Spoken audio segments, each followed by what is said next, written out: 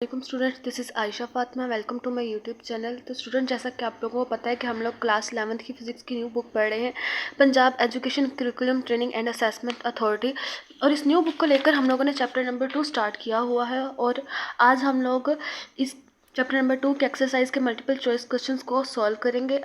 इससे पहले अगर आप लोगों से रिक्वेस्ट है कि अगर आप लोगों ने चैनल को सब्सक्राइब नहीं किया हुआ तो प्लीज़ चैनल को सब्सक्राइब कर दें। अगर वीडियो अच्छी लगे तो लाइक करें, शेयर करें और कमेंट्स में ज़रूर बताएं कि आपको लेक्चर कैसा लगा। इससे पहले हम लोगों ने चैप्टर नंबर 2 की जो थ्योरी है वो सारी की सारी कवर कर ली है। अगर आप लोगों ने अभी तक वो लेक्चर नहीं पढ़े तो उनका लिंक आपको डिस्क्रिप्शन में मिल जाएगा। तो चले हम लोग आज का लेक्चर स्टार्ट करते हैं।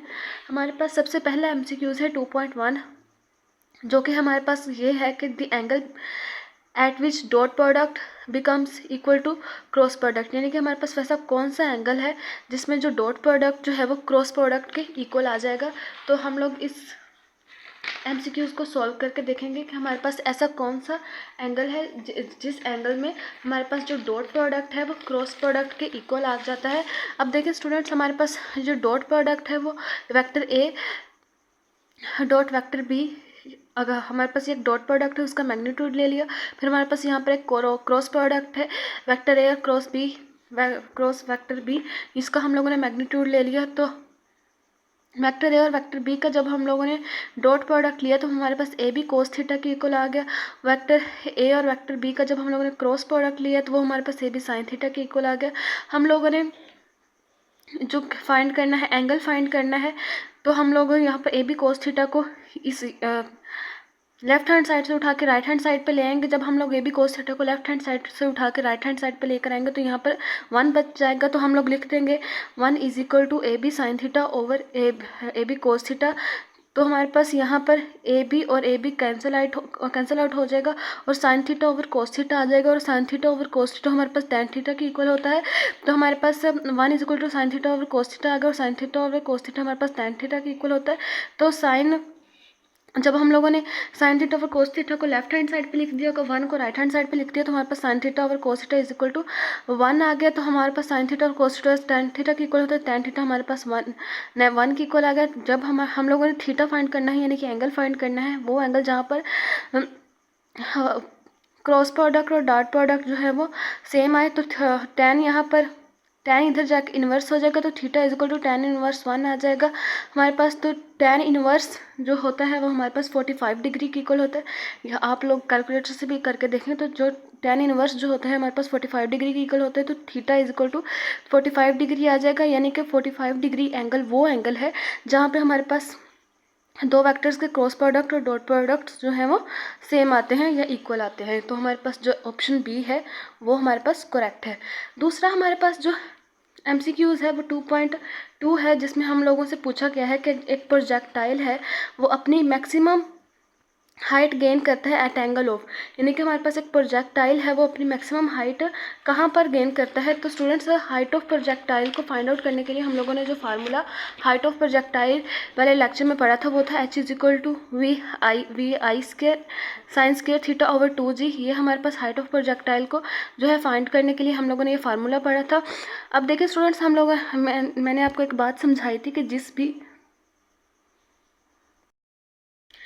एक्सप्रेशन में साइन थीटा कोस थीटा के आ जाए और जो चीज़ हम लोगों ने फाइंड करनी होती है वो मैक्सिमम तब होती है जब साइन थीटा कोस थीटा 1 के इक्वल होता है, और मिनिमम तब होती है जब साइन थीटा कोस थीटा जो है वो -1 के इक्वल होता है। तो हाइट हमारे पास मैक्सिमम तब होगी जब हमारे पास थीटा इज इक्वल टू 0 आ जाएगा। तो हम लोग साइन थीटा को 1 के इक्वल लेंगे, क्योंकि हमारे पास जिस भी एक्सप्रेशन में साइन थीटा और कोस थीटा आ जाए तो तब जो हमारे पास जो चीज़ें हम लोगों ने फाइंड करनी होती है वो मैक्सिमम तब आती है जब साइन थीटा कोस थीटा 1 के इक्वल हो, और मिनिमम तब आती है जब साइन थीटा कोस थीटा जो है वह -1 के इक्वल हो। तो हम लोगों ने मैक्सिमम हाइट फाइंड करनी है, इसलिए साइन थीटा को हम लोगों ने 1 के इक्वल लिखा। थीटा हम लोगों ने फाइंड करना है, साइन इधर जाके इन्वर्स हो जाएगा। तो theta is equal to sine inverse into 1। जब हम लोग कैलकुलेटर से इसकी वैल्यू निकालेंगे तो कैलकुलेटर की से हम लोगों ने जब वैल्यू निकाली, यानी कि पहले हम लोगों ने शिफ्ट दबाया, फिर साइन दबाया, फिर 1 दबाया, तो हमारे पास जो साइन थीटा की जो वैल्यू आई वो हमारे पास theta is equal to 90 degree आई। यानी कि हमारे पास अगर एंगल 90 डिग्री पर जो हमारे पास हाइट ऑफ प्रोजेक्टाइल होगी वो मैक्सिमम होगी। तो हम लोग यहाँ पर एंगल 90 डिग्री हमारे पास करेक्ट ऑप्शन है। स्टूडेंट MCQs 1 में हम लोगों ने जब डॉट प्रोडक्ट और क्रॉस प्रोडक्ट का मैग्नीट्यूड लिया था तो हम लोगों ने यहाँ पर जो क्रॉस प्रोडक्ट था उसके साथ n यूनिट वेक्टर नहीं लिखा था, क्योंकि n यूनिट वेक्टर का मैग्नीट्यूड 1 होता है और हम लोगों ने वेक्टर a और वेक्टर b का क्रॉस प्रोडक्ट लिया था, तो हमारे पास n यूनिट वेक्टर का मैग्नीट्यूड 1 होता है, इसलिए हम लोगों ने इसको नहीं लिखा। ठीक है स्टूडेंट्स, तो ये बात आप लोगों ने याद रखनी है, मुझसे स्किप होगी थी। तीसरा हमारे पास जो MCQs है वो ये है कि हमारे पास scalar product of two vectors is maximum if they are, यानी कि हमारे पास जो स्केलर प्रोडक्ट्स हैं उसका जो दो वेक्टर्स का स्केलर प्रोडक्ट है उसका जो स्केलर प्रोडक्ट है वो मैक्सिमम कब होगा दो वेक्टर्स का, अगर वो परपेंडिकुलर होंगे, पैरेलल होंगे, एंगल 30 डिग्री पे होंगे या एंगल 40 डिग्री पे होंगे। तो हम लोगों ने अगर दो वेक्टर्स का स्केलर प्रोडक्ट लिया है, स्केलर प्रोडक्ट हमारे पास किसके इक्वल होता है, डॉट प्रोडक्ट के।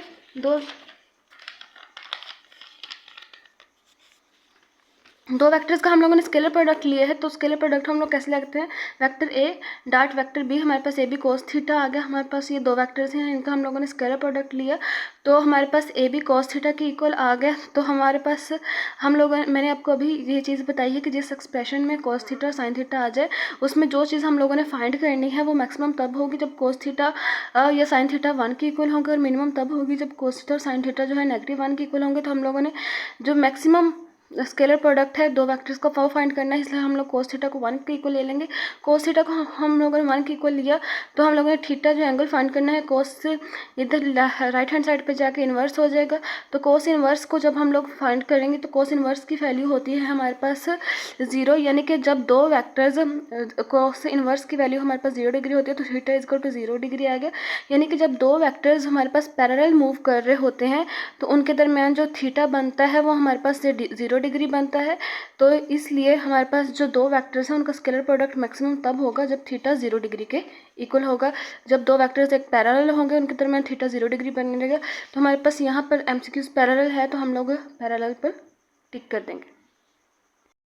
नेक्स्ट हमारे पास जो MCQs है वो 2.4 है हमारे पास, जिसमें पूछा गया है कि range of projectile is same for two angles, यानी पे हमारे पास जो प्रोजेक्टाइल की रेंज है वो सेम कब होती है टू एंगल्स के विच आर म्यूचुअली, या तो अगर वो म्यूचुअली परपेंडिकुलर होंगे तब रेंज ऑफ प्रोजेक्टाइल सेम होगी, या सप्लीमेंट्री होंगे तब रेंज ऑफ प्रोजेक्टाइल सेम होगी, कॉम्प्लीमेंट्री होंगे तब रेंज ऑफ प्रोजेक्टाइल सेम होगी, या 270 डिग्री पर होंगे तब रेंज ऑफ प्रोजेक्टाइल सेम होगी। यहाँ पर टू एंगल्स की बात हो रही है तो ये वाला MCQs तो वैसे ही क्रॉस हो जाएगा। तो हमारे पास, और जो परपेंडिकुलर की बात करें तो हमारे पास वेक्टर्स परपेंडिकुलर होते हैं, एंगल्स परपेंडिकुलर नहीं होते, तो MCQs ए बी जो है वो क्रॉस हो गया। अब हमारे पास बचा सप्लीमेंट्री और कॉम्प्लीमेंट्री। सप्लीमेंट्री एंगल्स कौन से होते हैं, सप्लीमेंट्री एंगल्स वो होते हैं जब हम लोग दो एंगल्स को जो है प्लस करवाएं और रिजल्ट हमारे पास 180 डिग्री है, तो वो एंगल्स जो हमारे पास सप्लीमेंट्री एंगल्स होते हैं। तो सप्लीमेंट्री एंगल्स देख लेते हैं हमारे पास।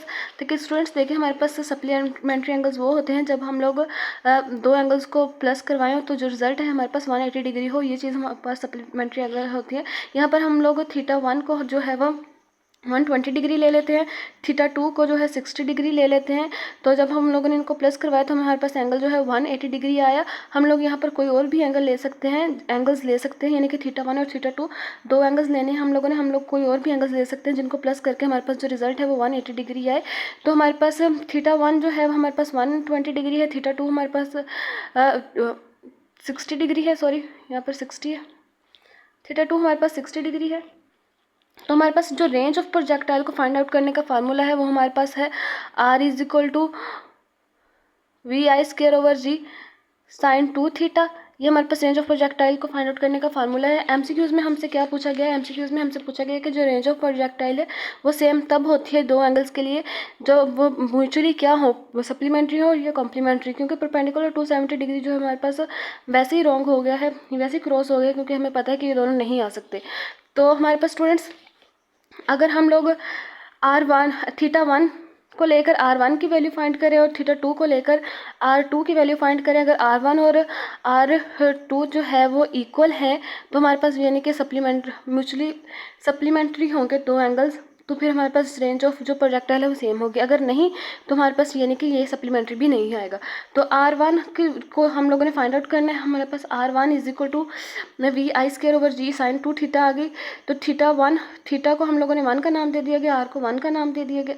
फिर हम लोगों ने जो θ1 की वैल्यू है जो है 120 डिग्री उसको पुट किया, तो हम लोगों ने 2 को मल्टीप्लाई करवाया तो हमारे पास 240 आ गया। तो sin 240 की वैल्यू हमारे पास फिर क्या आ गई, हम लोगों ने जब θ2 की जो वैल्यू θ1 की जो वैल्यू है 120 डिग्री उसको पुट किया तो हमारे पास 120 डिग्री आ गया।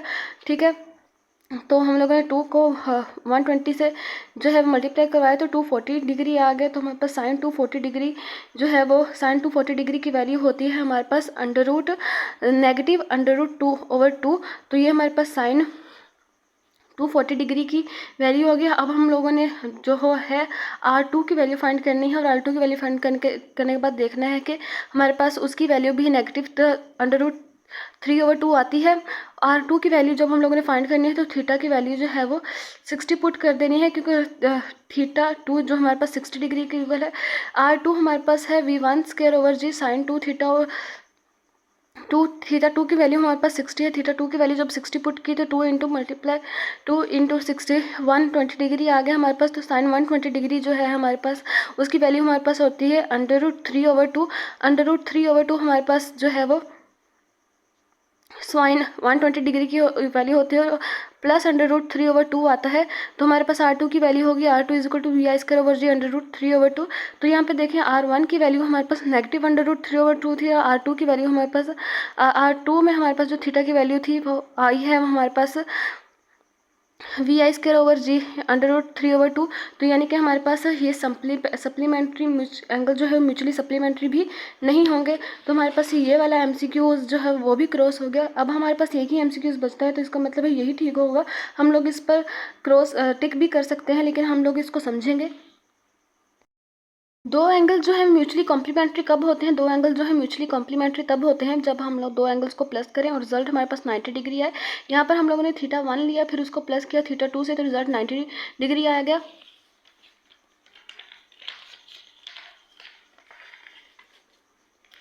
रिजल्ट हमारे पास 90 डिग्री आ गया। θ1 हम लोगों ने 30 डिग्री पुट किया, θ2 जो हमारे पास 60 डिग्री पुट किया। हम लोग यहाँ पर 30 और 60 की जगह कोई भी वैल्यूज़ पुट कर सकते हैं जिनको प्लस करके हमारे पास 90 डिग्री जो है वो आंसर आ जाए।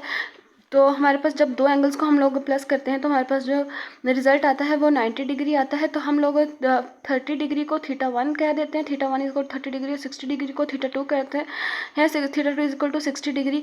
तो हम लोगों ने रेंज ऑफ प्रोजेक्टाइल के लिए देखना है कि रेंज ऑफ प्रोजेक्टाइल के लिए जो एंगल्स जो हैं वो रेंज ऑफ प्रोजेक्टाइल के लिए एंगल्स कब सेम होते हैं, जब वो म्यूचुअली कॉम्प्लीमेंट्री हो या सप्लीमेंट्री। तो म्यूचुअली कॉम्प्लीमेंट्री हो तो एंगल रेंज ऑफ प्रोजेक्टाइल के लिए जो एंगल जो है वो सेम होते हैं। Range of projectile find out करने के लिए हम लोगों ने जो फार्मूला ड्राइव किया था वो V1²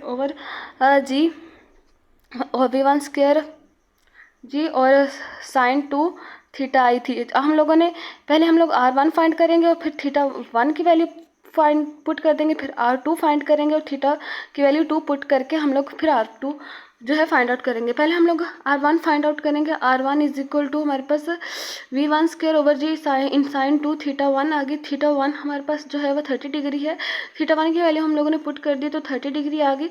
तो 2 × 30 डिग्री जो है वो हमारे पास 60 डिग्री है। तो sin 60 डिग्री की जो वैल्यू होती है वो हमारे पास हम लोगों ने देखे 2 × 30 डिग्री जो वो मल्टीप्लाई करा तो sin 60 डिग्री की वैल्यू हमारे पास किसके इक्वल आ गई, R1 is equal to VI² √3/2 हमारे पास R1 की वैल्यू पुट आ गई। अब देखते हैं हमारे पास R2 की वैल्यू भी यही आती है क्या।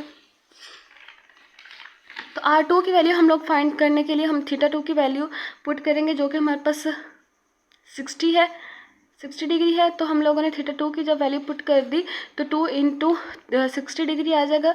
तो 60 को जब 2 से मल्टीप्लाई करवाया तो 120 आ गया। तो sin 120 डिग्री जो है हमारे पास, तो हमारे पास फिर R2 is equal to VI² sin 120 degree आ गया। sin 120 डिग्री को जब हम लोगों ने सोल्ड आउट किया तो sin 120 डिग्री जो हमारे पास √3/2 के इक्वल होता है। तो हमारे पास R2 की जो वैल्यू होगी R2 is equal to VI² 3/2। तो अब देखें यहाँ पर हमारे पास R1 की वैल्यू भी वही आई है और R2 की वैल्यू भी वही आई है, यानी कि हमारे पास रेंज ऑफ प्रोजेक्टाइल में जो एंगल्स जो हैं सेम तब होते हैं जब वो म्यूचुअली कॉम्प्लीमेंट्री होते हैं। तो हमारे पास ये वाला MCQ ठीक आया। नेक्स्ट हमारे पास जो MCQs है वो 2.5 है। उसमें यही कहा गया है कि जब acceleration at the top of projectile यानी कि हमारे पास प्रोजेक्टाइल के टॉप पर जो एक्सलेरेशन होगा वो मैक्सिमम होगा, मिनिमम होगा, जीरो होगा या जी होगा। तो स्टूडेंट्स देखिए हमारे पास एक जब प्रोजेक्टाइल कैसे मूव करता है, ये हमारे पास वाई एक्सिस आ गया, ये एक्स एक्सिस आ गया, ये हमारे पास वाई एक्सिस आ गया, ये हमारे पास एक्स एक्सिस आ गया। तो वो प्रोजेक्टाइल हमारे पास एक पैराबोलिक पाथ में मूव करता है। तो ये हमारे पास उसकी टॉप हाइट है। तो हमारे पास यहाँ पर इस हाइट पर जो एक्सीलरेशन होता है वो एक्सीलरेशन ड्यू टू ग्रेविटी होता है, यानी कि हमारे पास जब प्रोजेक्टाइल अपनी हाइट पर होता है, टॉप हाइट पर होता है, तो उसका जो एक्सीलरेशन होता है वो मैक्सिमम होता है। तो यहाँ पर हम लोग लिख देंगे कि acceleration at the top of trajectory of projectile is maximum, क्योंकि वहाँ पर एक्सीलरेशन ड्यू टू ग्रेविटी होता है। नेक्स्ट है हमारे पास ऐसा यूनिट ऑफ इम्पल्स, यानी कि इम्पल्स का यूनिट क्या होता है। इम्पल्स स्टूडेंट्स आपको पता है कि इम्पल्स जो है वो एक लार्ज फोर्स और शॉर्ट टाइम का प्रोडक्ट होता है। फोर्स का यूनिट हमारे पास न्यूटन होता है, टाइम का यूनिट हमारे पास सेकंड होता है। इम्पल्स इज इक्वल टू हमारे पास न्यूटन सेकंड आ गया। तो हमारे पास यहाँ पर न्यूटन सेकंड जो हमें दिया गया है वो सी वाला MCQs है। तो हमारे पास सी वाला MCQs ठीक है। न्यूटन सेकंड को हम लोग किलोग्राम मीटर पर सेकंड में भी एक्सप्रेस करते हैं, लेकिन यहाँ पर किलोग्राम मीटर पर सेकंड नहीं दिया गया, यहाँ पर किलोग्राम मीटर पर सेकंड स्क्वायर दिया गया है। तो आप लोगों ने इस बात का ध्यान रखना है कि किलोग्राम मीटर पर सेकंड हो, किलोग्राम मीटर पर सेकंड स्क्वायर जो है वो इम्पल्स का फार्मूला नहीं होता। तो rate of change of momentum हमारे पास क्या होता है students. Rate of change of momentum जो है होता है वो हमारे पास अप्लाइड फोर्स के होता है। पेज नंबर 36 निकाल के देख लीजिएगा, वहाँ पर लिखा हुआ है कि जो range of change of momentum होता है वो हमारे पास is equal to applied force होता है। फ्रेंड्स देखिए हमारे पास पेज नंबर 36 पे लिखा है कि time rate of change of momentum of a body is equal to the applied force. तो हम लोग हमारे पास जो rate of change of momentum होगा बॉडी का वो अप्लाइड फोर्स के इक्वल होगा। तो rate of change of momentum जो होता है हमारे पास वो अप्लाइड फोर्स के इक्वल होता है। ठीक है स्टूडेंट्स, यहाँ पर हमारे पास जो चेंज ऑफ मोमेंटम होता है वो इम्पल्स के इक्वल होता है, क्योंकि हम लोगों ने पढ़ा था कि F is equal to mvf negative mvi over t। तो हमारे पास जब t यहाँ पर डिवाइड हो रहा है, इधर जाके मल्टीप्लाई हो जाएगा, तो F cross t is equal to mvf negative mvi था हमारे पास mvi। तो हमारे पास जो फोर्स और टाइम जो है हमारे पास वो इम्पल्स के इक्वल था, तो impulse is equal to mvf negative mvi आ जाएगा। स्टूडेंट्स अक्सर ये गलती कर लेते हैं कि यहाँ पर अगर rate of change of momentum पूछा होता है तो इम्पल्स पे क्लिक कर देते हैं, टिक कर देते हैं, लेकिन अगर हमारे पास अकेला चेंज ऑफ मोमेंटम पूछा हो तब हम लोगों ने इम्पल्स पर टिक करना है। अगर हमारे पास rate of change of momentum पूछा हो तब हम लोगों ने फोर्स पर टिक करना है, क्योंकि इम्पल्स हमारे पास is equal to rate of change of momentum की इक्वल है। Rate of change of momentum जो है हमारे पास अप्लाइड फोर्स के इक्वल होता है। नेक्स्ट हमारे पास 2.8 है हमारे पास MCQs as rocket moves upward during its journey then it acceleration goes on, यानी कि जब हमारे पास रॉकेट जो है वो अपवर्ड मूव करता है और उस वक्त जो उसका एक्सीलरेशन होता है वो गोज ऑन इंक्रीज, उसका एक्सीलरेशन इंक्रीज होता है, डिक्रीज होता है, रिमेन सेम होता है, it moves with uniform velocity. So student जब हम लोगों ने रॉकेट प्रोपेलियन वाला टॉपिक पढ़ा तो उसमें हम लोगों ने पढ़ा था कि जैसे जैसे एक रॉकेट जो है वो अपवर्ड मूव करता जाता है तो वो अपनी गैसेस को इजेक्ट करता जाता है, जिसकी वजह जैसे गैसेस को इजेक्ट करता है और फ्यूल बर्न करता है, यानी कि वो फ्यूल को यूज़ करता है, जिसकी वजह से उसका जो मैस है वो डिक्रीज़ हो जाता है। इसलिए जैसे जैसे वो अपवर्ड मूव करता है उसका एक्सीलरेशन जो है वो इंक्रीज़ होता रहता है। तो यहाँ पर हमारे पास यही MCQs आएगा, as rocket moves upward during its journey then its acceleration goes on increasing. तो हमारे पास जो लास्ट MCQs है 2.9 वो है हमारे पास इलास्टिक लाइन इन वॉल्स।